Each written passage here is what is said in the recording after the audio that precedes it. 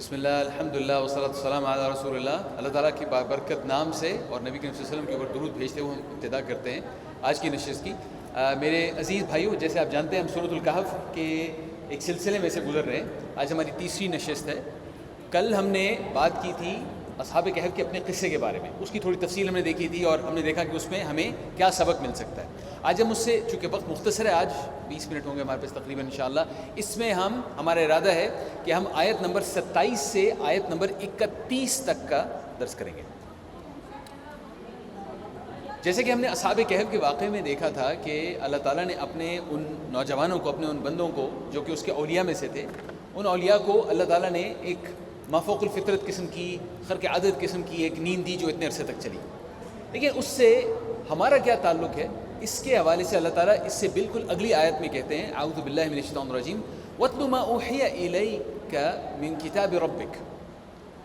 اور اے نبی صلی اللہ علیہ وسلم، اللہ تعالیٰ نبی کریم صلی اللہ علیہ وسلم مخاطب ہو کے کہہ رہے ہیں کہ تمہارے رب کی کتاب میں سے جو کچھ تم پر وحی کیا گیا ہے اس کو جو کا تو آگے سنا دو، اس کی تلاوت کرو. لا مبدل لکلماتہ، اللہ تعالیٰ کے کلمات تبدیل نہیں ہو سکتے. ولن تجد من دونہ ملتحدا، اور اگر تم چاہو بھی تو بھی اس سے بھاگنے کی تمہیں کوئی جائے پناہ نہیں مل سکتی. اب یہ جو آیت ہے نا، یہ اچانک اصحاب کہف کا واقعہ آتا ہے، اس کے فوراً بعد یہ آیت آتی ہے. انسان کے ذہن میں ایک سوال پیدا ہوتا ہے کہ اس کا کیا تعلق ہے اس کے ساتھ. ابھی ہم نے دیکھا ہے اصحاب کہف کا واقعہ یہاں پہ ختم ہوا ہے، اور پھر اچانک یہ آیت آ گئی. اللہ تعالیٰ نبی کریم صلی اللہ علیہ وسلم کو کہہ رہے ہیں کہ جو کچھ اللہ تعالیٰ کی کتاب کے طور پہ تمہاری طرف نازل کیا گیا ہے اس کو تم جوں کا تو آگے سنا دو. اس کے اندر علماء کرام جو مفسرین ہیں وہ ہمیں بتاتے ہیں، اس میں حکمت یہ ہے کہ اللہ تعالیٰ نے جیسے ان نوجوانوں کی حفاظت کی تھی ان مشکلات سے جو کہ ان کو درپیش تھیں، ویسے ہی اللہ تعالیٰ بتا رہے ہیں کہ مسلمانوں، خطاب نبی کریم صلی اللہ علیہ وسلم سے ہے لیکن اصل میں مخاطب ہم ہیں، ہم سے بات ہو رہی ہے. اللہ تعالیٰ کہہ رہے ہیں کہ مسلمانوں، تمہارے لیے بھی جو بھی زندگی میں مشکلات آئیں گی، تمہارے لیے اس قرآن شریف کے اندر، یہ کتاب جس کا میں سے آیت میں اللہ تعالیٰ ذکر کر رہے ہیں، اس کے اندر تمہارے لیے ہر مسئلے کا علاج ہے، ہر مشکل سے بچنے کا طریقہ ہے. نبی کریم صلی اللہ علیہ وسلم جب ہجرت فرما رہے تھے مکے سے، بڑے مشکل حالات تھے. قریش ان کو مارنے کے در پہ تھے، ان کے گھر کا محاصرہ کیا ہوا تھا. اللہ تعالیٰ کی طرف سے حکم آیا کہ اب آپ نکل چلیے. دیکھیے جو باقی صحابہ کرام ہیں ان سے بیشتر کو اللہ کے نبی صلی اللہ علیہ وسلم پہلے بھجوا چکے تھے. حضرت ابو بکر نے بھی اجازت مانگی تھی جاننے کے لیے، لیکن نبی صلی اللہ علیہ وسلم نے کہا کہ ٹھہرو، مجھے امید ہے کہ مجھے اجازت دے دی جائے گی. تو حضرت ابو بکر بہت خوش ہوئے کہ ہمیں اکٹھا جانے کا موقع ملے گا. حضرت ابو بکر اپنے گھر میں انتظار کر رہے تھے، نبی کریم صلی اللہ علیہ وسلم اپنے گھر میں تھے. حضرت علی رضی اللہ عنہ کو انہوں نے اپنے بستر پہ سلایا اور اس کے بعد وہاں سے نکلے، اور باہر محاصرہ ہوا تھا ان کے گھر کا. یہ قریش کے لوگ کھڑے ہوئے تھے وہاں پہ مارنے کے لیے ان کو. رات کا وقت تھا. اللہ کے نبی صلی اللہ علیہ وسلم نے اس مشکل میں سورہ یاسین کی آیات تلاوت کرنی شروع کر دی. وَجَعَلْنَا مِن بَيْنِ أَيْدِيهِمْ سَدًّا وَمِن خَلْفِهِمْ سَدًّا فَأَغْشَيْنَاهُمْ وَهُمْ لَا يُبْصِرُونَ. کہ اللہ تعالیٰ اس کا مفہوم کچھ یوں ہے کہ ان کے آگے بھی دیوار کھڑی کر دی، ان کے پیچھے بھی دیوار کھڑی کر دی، اور اللہ تعالیٰ نے ان کے اوپر غشی داری کر دی ہے اور وہ دیکھ نہیں سکتے. خیر، نبی کے وسلم نکلے اس طریقے سے اور ان تمام لوگوں کو کچھ نظر نہیں آیا، حتیٰ کہ اللہ کی نبی صلی اللہ علیہ وسلم نے زمین سے کچھ ریت سی اٹھائی اور ان کے سروں میں ڈالی اور چلے گئے. اور وہ لوگ کچھ دیر تک انتظار ہی کرتے رہے، انہیں نظر نہیں آیا کہ ان کے ساتھ کیا ہوا ہے.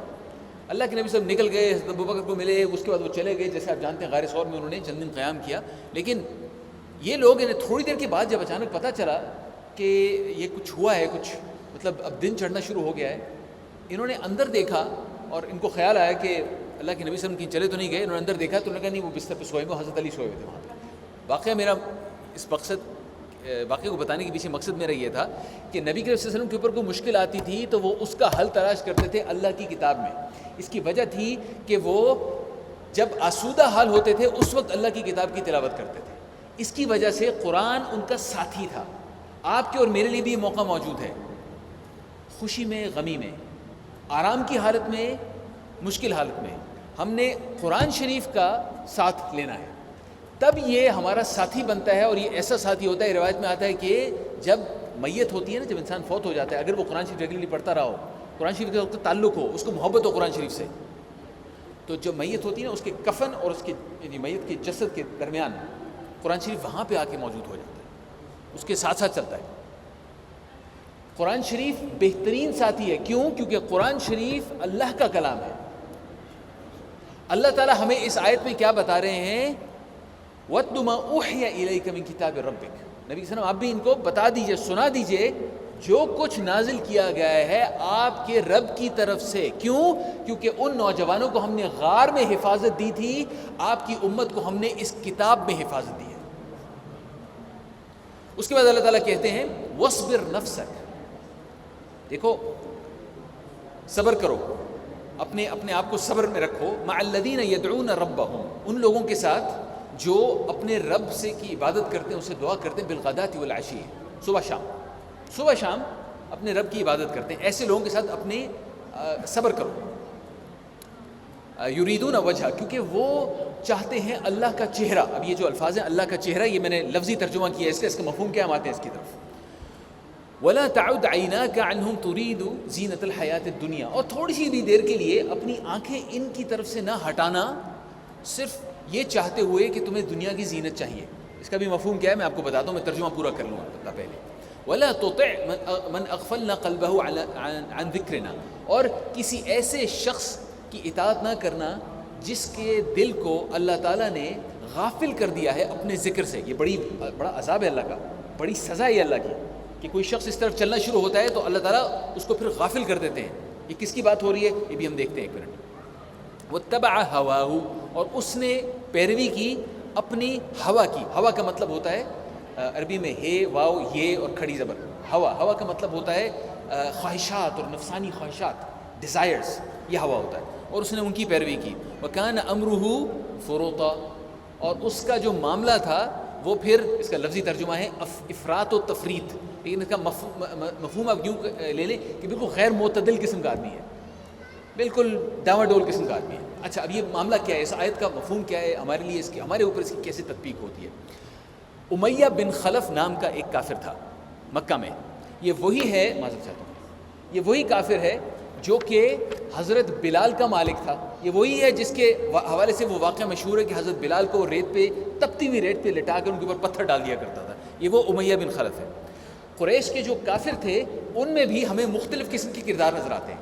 ان میں سے کچھ ذرا نسبتاً باعزت لوگ تھے، وہ حرکتیں بھی باعزت لوگوں والی کرتے تھے۔ ٹھیک ہے اسلام سے ان کی دشمنی تھی، لیکن ان کی حرکتیں پھر بھی باعزت لوگوں والی ہوتی تھی، ان میں دلیری تھی تھوڑی سی، وہ خرچ بھی کیا کرتے تھے۔ لیکن کچھ تھے جو انتہائی رذیل نیچ قسم کے لوگ تھے۔ ان نیچ قسم کے لوگوں میں سے ایک امیہ بن خلف تھا۔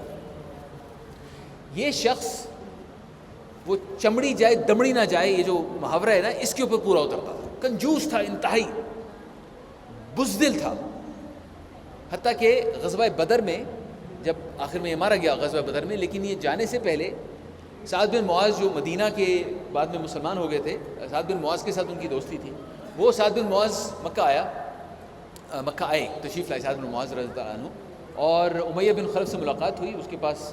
تو امیہ نے پوچھا بھی حالت بتاؤ، تو سعد نے کہا یار دیکھو میں نے سنا ہے نبی کریم صلی اللہ علیہ وسلم کو یہ کہتے ہوئے کہ مسلمان تمہیں ماریں گے۔ اب اس کے دل میں خوف بیٹھ گیا کہ اسے پتہ تو تھا کہ اللہ کے نبی صلی اللہ علیہ وسلم کے منہ سے جو بات نکلتی ہے وہ پوری ہوتی ہے، اس کے دل میں خوف بیٹھ گیا۔ اس نے جا کے گھر والوں کو بتایا، وہ ڈر گیا۔ غزوہ بدر کا معاملہ ہوا تو ابو جہل نے کہا کہ سب کو جانا پڑے گا، سب کو جانا پڑے گا۔ اب ابو جہل جو ہے نا وہ دلیر قسم کا جو کافر تھا ان میں سے ایک تھا، امیہ بن خلف ذرا بزدل قسم کا تھا، تو سب کو جانا پڑے گا، تو امیہ کو بھی جانا پڑے گا۔ تو امیہ نے جا کر اپنی بیگم کو کہا میری تلوار وغیرہ تیار کرو، تو اس کی بیگم نے کہا کہ تمہیں یاد نہیں کہ تمہارے وہ جو یسرفی بھائی نے تمہیں کیا کہا تھا؟ تو اس نے کہا مجھے یاد ہے، میں سارا راستہ تھوڑی جاؤں گا، میں تو راستے سے مڑ کے واپس آ جاؤں گا۔ اب ابو جہل اس پہ بڑا کائیاں تھا، اس نے کہا کہ کوئی ایک بھی بندہ نہ نکلے، اس نے پورا راستہ ان کو برابر ساتھ رکھا، اور جب جنگ ہوئی تو امیہ کو لڑنا مرنا تو کوئی آتا نہیں تھا، تو سب جب گئے گھر گئے، تو باقی معاملہ آپ کو معلوم ہے کس طریقے سے حضرت بلال نے چن کر تلاش کیا اس کو باقاعدہ طور پہ، اور پھر اس کو مار دیا۔ خیر یہ واقعہ اس سے پہلے کا، امیہ بن خلف جو قریش میں نبی کریم صلی اللہ علیہ وسلم خود وہاں موجود تھے، نبی کریم صلی اللہ علیہ وسلم کے پاس آیا اور کہا کہ محمد صلی اللہ علیہ وسلم تم ہمیں دعوت دیتے ہو اور تم چاہتے ہو کہ ہم تمہارے پاس بیٹھیں، لیکن معاملہ یہ ہے کہ تمہارے ساتھ جو لوگ بیٹھے ہوتے ہیں نا یہ بڑے نیچ قسم کے لوگ ہیں۔ اگر تم اپنے پاس سے بلال اور ابو ذر اور عبداللہ بن مسعود ان جیسے غلاموں کو یا آزاد کردہ غلاموں کو، ان کو تو موالی کہتے تھے ان کو، آزاد کردہ غلاموں کو، ان کو تم اگر ہٹا دو نا تو ٹھیک ہے، پھر ہم آ کے بیٹھتے ہیں تمہارے پاس، تمہاری بات سنتے ہیں۔ اب نبی کریم صلی اللہ علیہ وسلم ظاہری باتیں چاہتے تھے سب کو دعوت دی جائے، لیکن اس کے باوجود وہ کبھی بھی اپنے صحابہ کے ساتھ اس طرح کا سلوک نہیں کرنے والے تھے. اللہ تعالیٰ نے قرآن شریف میں ایک آیت نازل فرمائی, اس کے باوجود کہ نبی رسول نہیں کرنے والے نہیں تھے. تو اصل میں جیسے میں نے کہا کہ خطاب اللہ کے نبی صلی اللہ علیہ وسلم کی طرف ہے, لیکن مخاطب ہم سے, اللہ تعالیٰ ہم سے یہ بات کر رہے ہیں. مسلمانوں, کبھی بھی ایسے نہ کرنا کہ تم میں سے کوئی ایسے لوگ ہوں جنہوں نے اللہ تعالیٰ نے مثال کے طور پہ مال نہیں دیا, اللہ تعالیٰ نے ان کو طاقت نہیں دی, وہ معاشرے کے اندر طاقتور بڑے لوگ نہیں ہیں, لیکن وہ صبح اور شام دعائیں کرتے ہیں, ان کے دل میں ایمان ہے. کبھی بھی ان سے اس طرح کی برات کا اظہار نہ کرنا, کبھی بھی کسی صورت بھی ان سے اپنی آنکھیں بھی نہ ہٹانا کہ کوئی دیکھ نہ لے یار میری طرح یہ میرے فیلو مسلمان ہیں, لیکن کوئی دیکھ نہ لے کہ میں ان کے ساتھ ہوں. یہ کام امیہ بن خلف جیسے لوگوں کے کرنے والا ہے. اور وہ کیسا شخص ہے, اس کے بارے میں اللہ تعالیٰ نے کہا کہ ایسا شخص ہے جس کا دل اللہ تعالیٰ نے اپنی یاد سے غافل کر دیا ہے, اور اس کو یہ سزا ملی کہ اب وہ سوچ بھی نہیں سکتا اس چیز کے بارے میں. حق اس کے سامنے آ جائے اسے نظر نہیں آئے گا. واتبع ہواہ, اور وہ شخص اپنی خواہشات ہی کی پیروی کرتا ہے. اچھا, یہ خواہشات کی پیروی کرنا, اس کے حوالے سے نبی قرآن شریف میں اللہ تعالیٰ نے ایک اور جگہ فرمایا ہے ایسے لوگوں کے بارے میں, اتخذ الہہ ہواہ, ایک ایسا شخص ہوتا ہے جس نے اپنے خدا کے طور پہ اپنی خواہشات کو لے لیا. میرے عزیز بھائیوں, یہ جو بت ہوتے ہیں نا, جن کے بارے میں ہمیں بڑا فخر ہے کہ ہم بتوں کی پوجا نہیں کرتے, اور ہماری نسل کے کچھ اور لوگ ہیں ہندو جو کہ بتوں کی پوجا کرتے ہیں, ہمیں اس بات پہ تو اطمینان ہے کہ ہم بتوں کی پوجا نہیں کرتے. میری گزارش یہ ہے کہ شیطان نے اپنے جو شعبدے ہیں ان میں وہ جان گیا ہے کہ اب لوگ بتوں کی کوئی پرواہ نہیں کرتے, اس نے اور قسم کے بت نکال دیے. وہ نئے بت ہیں جو ہمارے زمانے میں موجود ہیں. ہمارے زمانے میں خواہشات بھی ایک بت کا کردار ادا کر سکتی ہیں, کہ اگر مثال کے طور پہ اللہ تعالیٰ نے ایک حکم دیا ہوا ہے, ہمیں معلوم ہے کہ خدا کا حکم ہے, لیکن خواہش کچھ اور کرنے کی ہے, اور ہم اس خواہش کے پیچھے چلنا شروع کر دیں, اتنا زیادہ چلنا شروع کر دیں کہ ہم اللہ تعالیٰ کو بھول جائیں, تو پھر ہم نے اس خواہش کو اپنا بت بنا لیا ہے, نہیں بنا لیا. یہ اللہ تعالیٰ نے ہمیں وارننگ دی ہے, خبردار کیا ہے, اپنی خواہشات کا اتباع نہ کرنا. یہ دنیا کی عارضی سی زندگی ہے, اس کے اندر اللہ تعالیٰ نے دنیا کو خوبصورت بنانے کے لیے چیزیں ڈالی ہیں. اس حد تک رہنا چاہیے اس کو, اس سے آگے نہیں بڑھنا چاہیے. اس کے بعد اللہ تعالیٰ کہتے ہیں وَقُلِ الْحَقُّ مِن رَبِّكُمْ, اور کہہ دیجئے کہ یہ حق ہے, یہ جو قرآن شریف آیا تمہاری طرف, یہ جو پیغام آیا تمہاری طرف, یہ حق ہے اللہ رب العزت کی طرف سے. فَمَنْ شَاءَ فَلْيُؤْمِنْ وَمَنْ شَاءَ فَلْيَكْفُرْ, تو جو چاہے وہ ایمان لے آئے, جو نہیں چاہتا اسے کفر کرے. اللہ تعالیٰ نے قرآن شریف میں بتا دیا, یہ میں نے اختیار دے دیا ہے. زندگی میں ہمیں ہر چیز پہ اختیار نہیں ہوتا. موسم کیسا ہے, کیا ہے ہمارے اختیار میں ہے؟ نہیں ہے نا. انسان آج کتنا کچھ کمائے گا, ہمارے اختیار میں مکمل طور پہ نہیں ہے نا. ٹھیک ہے, ہم کوشش کریں گے, توجہ کریں گے, لیکن ملنا تو وہ جو اللہ کی مرضی ہے, ایسا ہی ہے نا. لیکن کیا میں صحیح کام کروں گا یا غلط کام کروں گا, اچھائی یا برائی, نیکی یا بدی, کیا روز میرے سامنے اور آپ کے سامنے اس طرح کے موقع نہیں آتے؟ اختیار ہوتا ہے نا ہمارے پاس. یہ اختیار اللہ تعالیٰ نے ہمیں دے دیا. اگر وہ انگریزی میں جو فری ول کے اوپر ڈیبیٹس ہوتی ہیں, یہ فری ول ہے جو اللہ تعالیٰ نے ہمیں دی ہوئی ہے. اچھائی یا برائی, اللہ کی مرضی کے مطابق یا اللہ کی مرضی کے خلاف.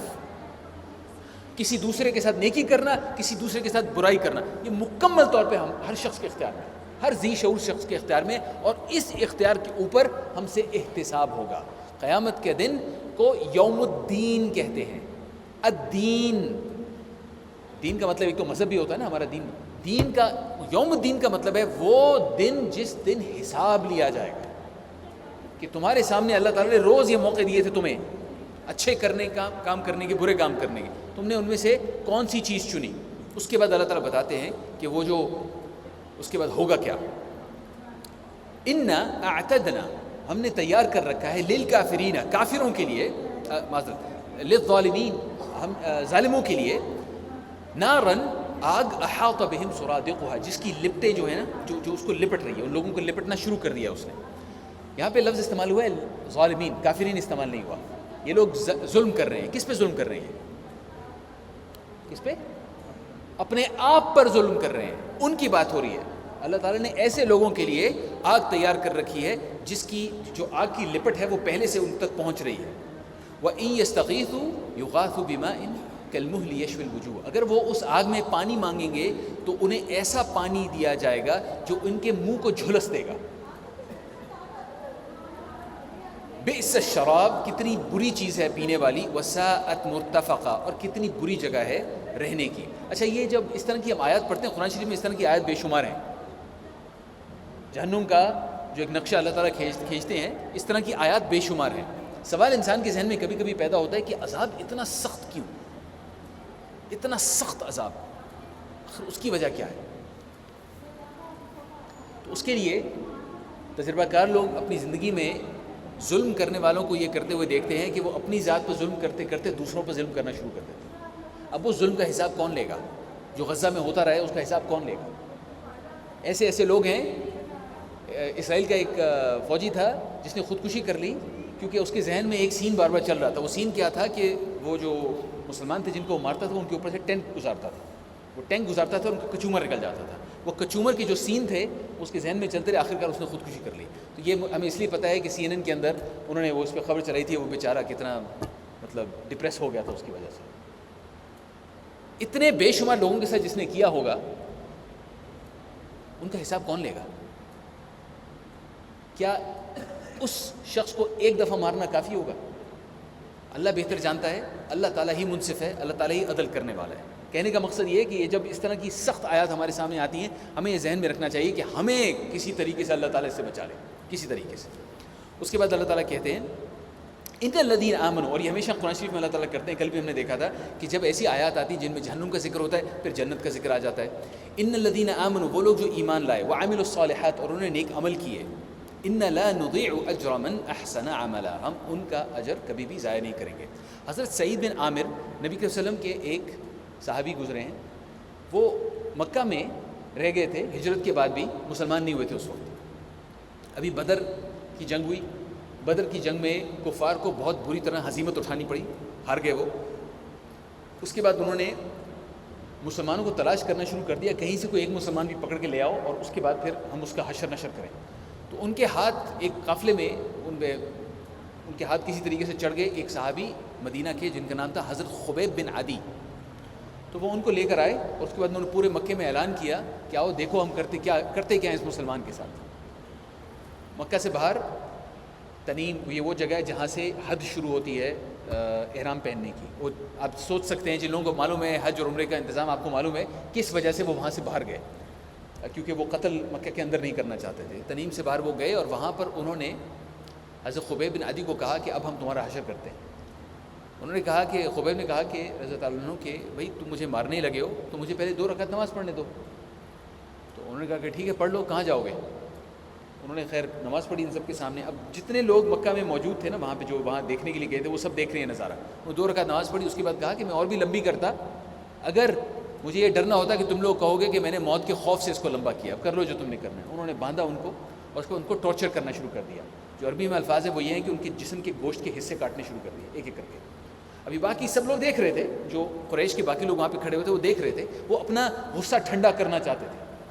بزدل لوگ، ان کا اس طرح کا ذہن تھا۔ اب یہ سب وہ دیکھ رہے تھے، اس دوران میں انہوں نے حضرت خبیب سے ایک سوال پوچھا، وہ سخت تکلیف کی حالت میں۔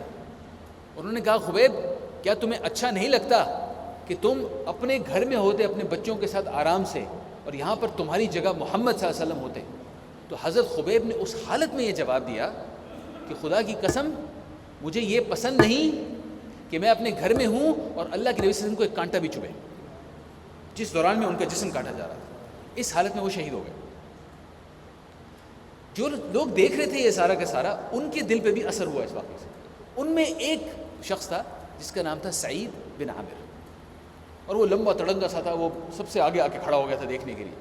لیکن اس کے دل کے اوپر یہ چیز اتنی آرے کی طرح گزر گئی، اس کے ذہن سے وہ سین نہیں جاتا تھا، اور اس کے ذہن میں اس کو یہ سمجھ نہیں آتی تھی کہ کوئی شخص کس طریقے سے اپنی زندگی داؤ پہ لگا دیتا ہے اس حالت میں، اپنے نبی یا سردار، اسے تو نہیں معلوم تھا کہ کیا اس کا مفہوم کیا ہے، اپنے نبی صلی اللہ علیہ وسلم کے بارے میں اس طریقے کی بات کرتا ہے۔ خیر دل میں اس کی بات بیٹھ گئی اور وہ سب کچھ چھوڑ کے مکہ سے مدینہ چلے گئے، اللہ کے نبی صلی اللہ علیہ وسلم کے پاس گئے، اسلام قبول کیا اور پھر نبی صلی اللہ علیہ وسلم کے صحابی بن گئے، اور اس کے بعد ان کی کایا بالکل پلٹ گئی، ایسے پکے مسلمان ہوئے۔ بہت عرصے بعد کا واقعہ ہے کہ حضرت عمر کے زمانے میں انہیں حمص کا گورنر بنایا گیا. وہ گورنر تھے ہومس کے, اور کچھ عرصے کے بعد انہوں نے ہم سے ایک فہرست منگوائی کہ یار بتاؤ کہ تمہارے یہاں جو ایک وفد آیا, انہوں نے کہا کہ مجھے بتاؤ تمہارے جو سب سے مفلس لوگ ہیں وہ کون ہیں, جن کے پاس کچھ نہیں ہے, جو بس مشکل سے گزارا کرتے ہیں تاکہ میں ان کے لیے کچھ بھجواؤں. اس لسٹ میں ان کے گورنر کا نام تھا سعید بن عامر. تو انہوں نے کہا یہ تو گورنر تمہارے. انہوں نے کہا جی ہاں بالکل گورنر تو ہیں ہمارے, لیکن ان کے گھر میں کئی دن تک آگ نہیں جلتی, یعنی چولہا نہیں جلتا, صرف کھجوروں وجوروں میں گزارا کرتے ہیں. انہوں نے خیر پیسے بھجوائے, انہوں نے سارے پیسے اللہ کی راہ میں دے دیے. یعنی وہ شخص تھا, اس کی کایا بالکل پلٹ گئی تھی اس کے بعد. کہنے کا مقصد یہ ہے کہ اللہ تعالیٰ نے یہاں پہ کہا ہے کہ ان الذین آمنوا وعملوا الصالحات, وہ لوگ جو ایمان لائے اور نیک عمل کیے, ساتھ ساتھ یہ دونوں چیزیں ساتھ ساتھ, ان لا نضيع من احسن عملا اجر من احسن عملا, ایسے شخص کا کوئی اجر ہم ضائع نہیں کریں گے. چھوٹی سے چھوٹی نیکی کو چھوٹا نہ سمجھو میرے بھائیو. اللہ تعالیٰ نے یہاں پر گارنٹی دی ہے, چھوٹی سے چھوٹی نیکی کو اللہ تعالیٰ ضائع نہیں کریں گے. حتیٰ کہ اپنے کسی مسلمان بھائی کی طرف ہاتھ ملاتے ہوئے آپ دیکھیں ذرا خوشی کا اظہار کریں اس کی طرف, یہ بھی ایک نیکی ہے. اللہ تعالیٰ اس کو بھی ضائع نہیں کریں گے. دروازے سے باہر نکلیں, آپ نے کسی کے دروازے کھول دیا, آپ پہلے چلے جائیں, اللہ تعالیٰ اس کو بھی ضائع نہیں کریں گے. مسجد میں آپ آتے ہیں, آپ نے عطر لگا کے آئے کہ میرے جو ارد گرد لوگ ہوں گے انہیں مجھ سے خوشبو آئے گی, ان کی نماز اچھی ہوگی, اس طریقے سے اللہ تعالیٰ اس کو بھی ضائع نہیں کریں گے. پتھر آپ نے سڑک سے چھوٹا سا ہٹا دیا ایک طرف, اللہ تعالیٰ اس کو بھی ضائع نہیں کریں گے. اللہ تعالیٰ ایک ایک چیز کو نوٹ کر رہے ہیں, ایک ایک چیز کو. جیسے ہم نے کل ایک آیت دی تھی ابصر, اللہ تعالیٰ مشاہدہ رکھتے ہیں سب سے بہتر, اللہ تعالیٰ سب سے بہتر ایک ایک ڈیٹیل کو جانتے ہیں. اس کے بعد آخری آیت ہے جناب, اولئک لہم جنات عدن, یہ وہ لوگ ہیں جن کے لیے ایسی جنتیں ہیں جو ہمیشہ سبز رہیں گی.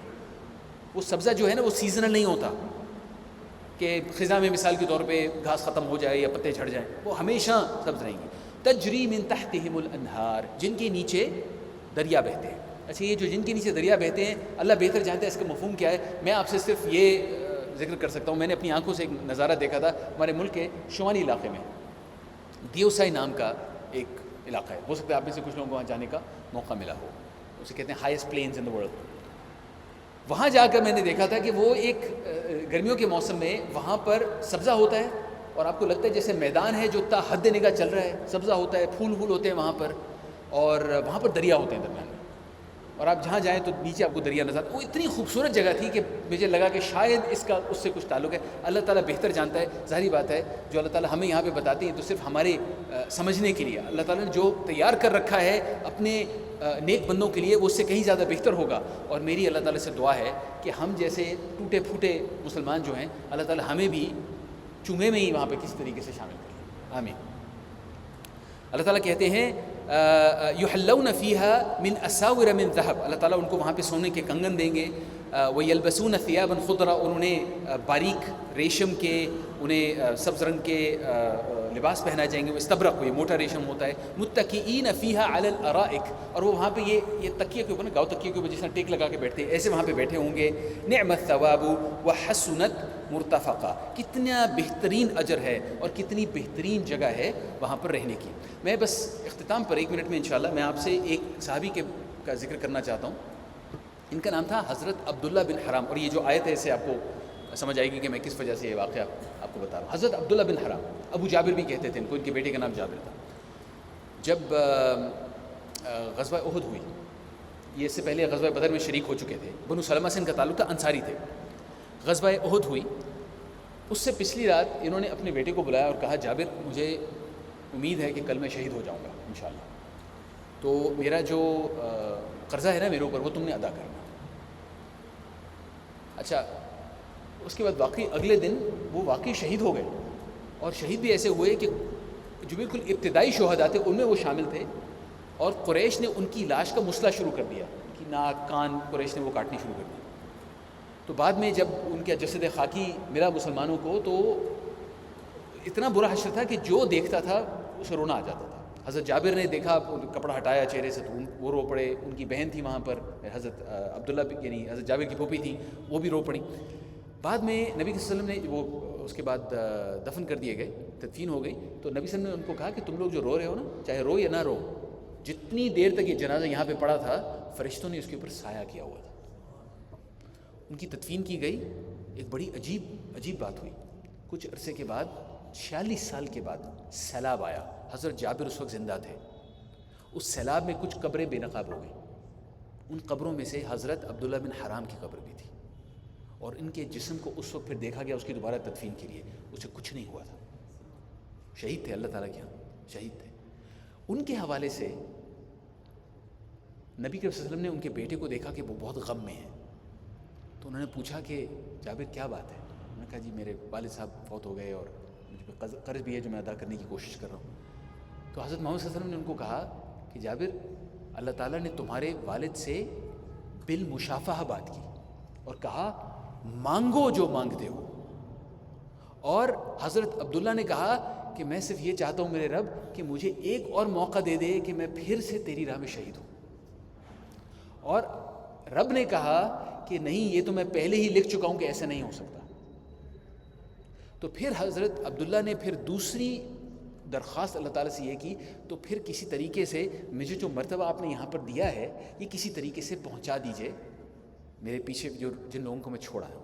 تو اللہ تعالیٰ نے ایک آیت نازل کی، یہ آیت جناب سورہ آل عمران میں 169 نمبر آیت ہے، وَلَا تَحْسَبَنَّ الَّذِينَ قُتِلُوا فِي سَبِيلِ اللَّهِ أَمْوَاتًا، اور نہ سمجھو کہ جو لوگ اللہ کی راہ میں شہید ہو گئے کہ وہ مر گئے ہیں، بل احیاء، بلکہ وہ تو زندہ ہیں، عند ربہم، اپنے رب کے پاس ہیں، یرزقون، اور انہیں رزق مل رہا ہے۔ اور ہمیں نبی صلی اللہ علیہ وسلم کی روایت میں پتہ چلتا ہے کہ یہ وہ لوگ ہیں جو جنتوں میں ایسی جگہ پہ ہیں کہ جو اللہ تعالیٰ کا عرش ہے، وہ ایک دم سمجھیں قبے کی بنا ہوا ہے، اس میں جو عرش کی نیچے والی جگہ ہے وہاں پہ ہیں، اللہ تعالیٰ نے ان کے جو روحیں انہیں سبز رنگ کے پرندوں کے اندر ڈالا ہوا ہے۔ خیر، مقصد یہ تھا کہ یہ جو ہمارے پاس اس قسم کے ایمان افروز واقعات آتے ہیں، ہم کم از کم خواہش تو کریں کہ اللہ تعالیٰ ہمیں اس قسم کا مرتبہ دے۔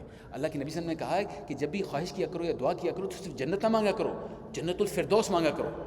ہم سب جانتے ہیں حیثیت وہ نہیں ہماری، کوئی وقت نہیں ہے جنت الفردوس والی، لیکن ہم اپنے رب سے پھر بھی جنت الفردوس مانگیں، کیونکہ اللہ کے نبی صلی اللہ علیہ وسلم نے ہمیں کہا کہ مانگو، ہم پھر بھی مانگیں گے۔ اس کی رب کی جناب، اس رب کی شان، کیا پتہ وہ دے دے۔ اللہ تعالیٰ آپ کو بھی اور مجھے بھی عمل کرنے کی توفیق عطا فرمائے۔ انشاءاللہ اس جگہ سے ہم آگے شروع کریں گے کل۔ سبحانک اللہم وبحمدک، اشہد ان لا الہ الا انت، استغفرک واتوب الیک، والعصر ان الانسان لفی خسر الا الذین آمنوا وعملوا الصالحات وتواصوا بالحق وتواصوا بالصبر۔